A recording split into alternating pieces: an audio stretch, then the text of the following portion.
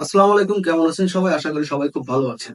যে থাম্বনেলটা দেখে আপনারা এই মুহূর্তে ভিডিওটি দেখতে ঢুকেছে, সেই থাম্বনেলটা এবং বাংলাদেশ টিম এবং ইউএস এর সাথে বাংলাদেশ টিমের পারফরমেন্স নিয়ে কিছু কথা বলতে চাচ্ছি।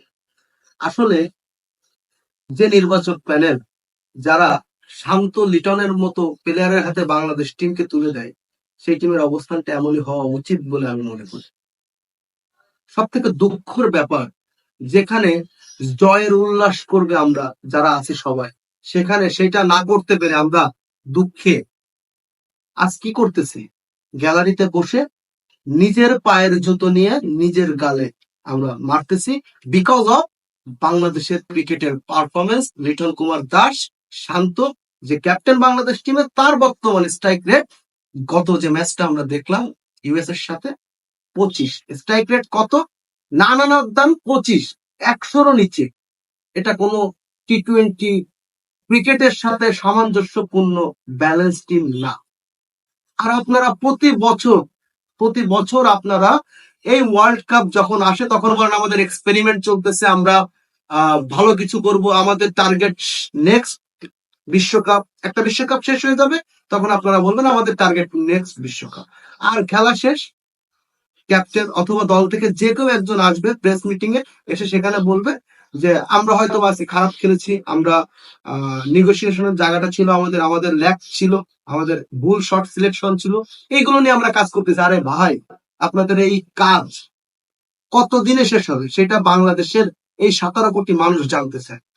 আপনাদের হাতে এই ক্রিকেট ব্যাটটা তো থাকে না, আপনাদের হাতে পুরো 17 কোটি মানুষের ইমোশন থাকে। আপনারা বর্তমানে এই 17 কোটি মানুষের ইমোশন নিয়ে ছিনিমিনি খেলতেছেন। আপনাদের টিমটার বর্তমান যে অবস্থা, অদূর ভবিষ্যতে আপনারা কেনিয়া, জিম্বাবুয়ে এই টিম হয়ে যেতে আপনাদের বেশি দিন সময় লাগবে না। আজকে আপনারা ইউএস এর মতো টিমের কাছে হারছেন।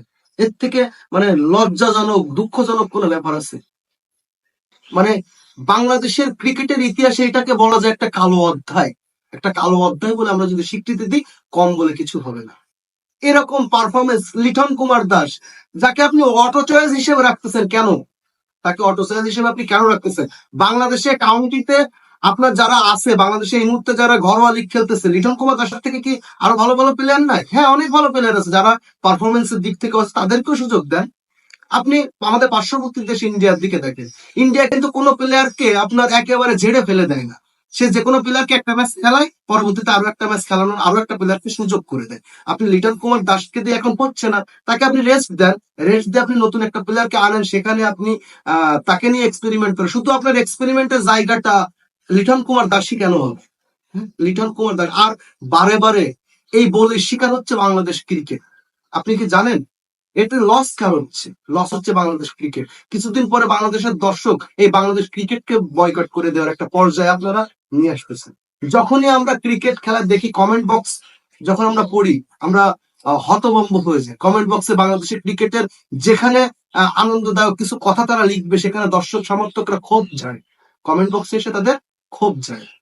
আপনাদের টিমকে আজকে মায়ের দোয়া ক্রিকেট টিম বলে সম্বোধন দিচ্ছে, আপনাদের টিমটাকে আজকে টিকটকার ক্রিকেট টিম বলে সম্বোধন দিচ্ছে।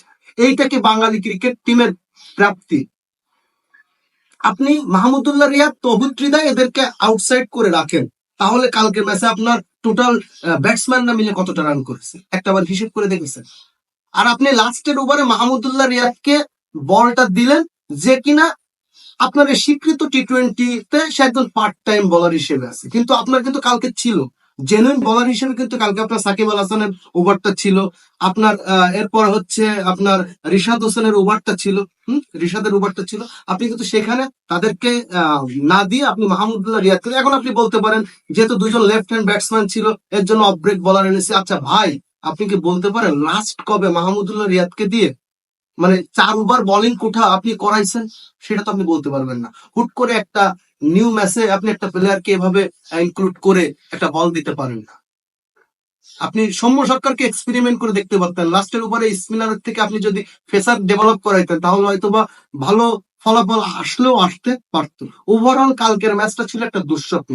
আর বাঙালি জাতি ক্রিকেটের ইতিহাসে এ ধরনের দুঃস্বপ্ন আর দেখতে চায় না। প্লিজ আপনাদের এক্সপেরিমেন্ট বন্ধ করেন, প্লিজ বাংলাদেশ ক্রিকেটকে বাঁচান, বাংলাদেশের মানুষের আবেগ নিয়ে ছিনিমিনি খেলবেন না।